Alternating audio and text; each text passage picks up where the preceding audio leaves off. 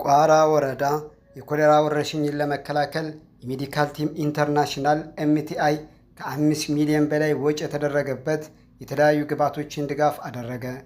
በምዕራብ ጎንደር ዞን ቋራ ወረዳ የኮሌራ ወረርሽኝን ለመከላከልና ለመቆጣጠር የሜዲካል ቲም ኢንተርናሽናል (MTI) ከ5 ሚሊዮን ብር በላይ ወጪ የተደረገባቸውን የተለያዩ የጤናና የንጽህና ግብዓቶችን ድጋፍ አደረገ።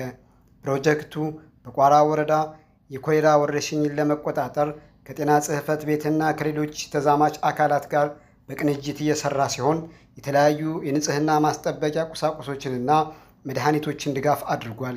ከዚህ በተጨማሪ ለሪፈራል ኬዞች ማስተላለፊያ አገልግሎት የሚውል 400 ሊትር ነዳጅ ድጋፍ የተደረገ ሲሆን ለጤና ባለሙያዎችም የአቅም ግንባታ ስልጠና እየተሰጠ መሆኑን ታውቋል።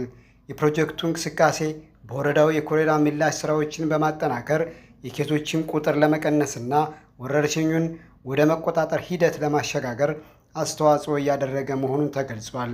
የቋራ ወረዳ ጤና ጽሕፈት ቤት ኃላፊ አቶ አብነት ደሴ እንደገለጹት የኤምቲአይ ድጋፍ በወረዳው የኮሌራ ወረርሽኝን ለመከላከልና ለመቆጣጠር እየተከናወኑ ላሉ ተግባራት ከፍተኛ አበርክቶት አለው ብለዋል።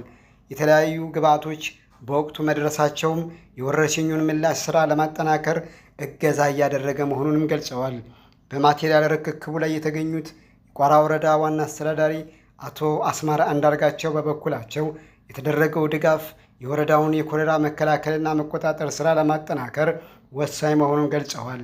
በተለይም የጤና ግብዓቶችንና የንጽህና ቁሳቁሶች ድጋፍ የህብረተሰቡን ጤና ለመጠበቅ የሚኖረው ሚና ከፍተኛ መሆኑን አንስተዋል። የቋራ ወረዳ ብልጽግና ፓርቲ ቅርንጫፍ ጽሕፈት ቤት ኃላፊ አቶ አንዳርጋቸው ማሬ በበኩላቸው የኮሌራ ወረርሽኝን በተሳካ ሁኔታ ለመቆጣጠር የመንግሥት ተቋማት፣ የጤና ተቋማት፣ አጋር ድርጅቶች በቅንጅት መስራት እንዳለባቸው አስገንዝበዋል። የፕሮጀክቱ አስተባባሪ ዶክተር ይትባረክ በበኩላቸው ኤምቲአይ በቋራ ወረዳ የኮሌራ ወረርሽኝን ለመቆጣጠር የጤና ጽሕፈት ቤትና ሌሎች አካላት በማስተባበር የተለያዩ ምላሽ ስራዎችን እያከናወነ መሆኑን ገልጸዋል። ድጋፉ በቀጣይም የወረርሽኙን ምላሽ ስራ ለማጠናከር እንደሚቀጥልም ገልጸዋል።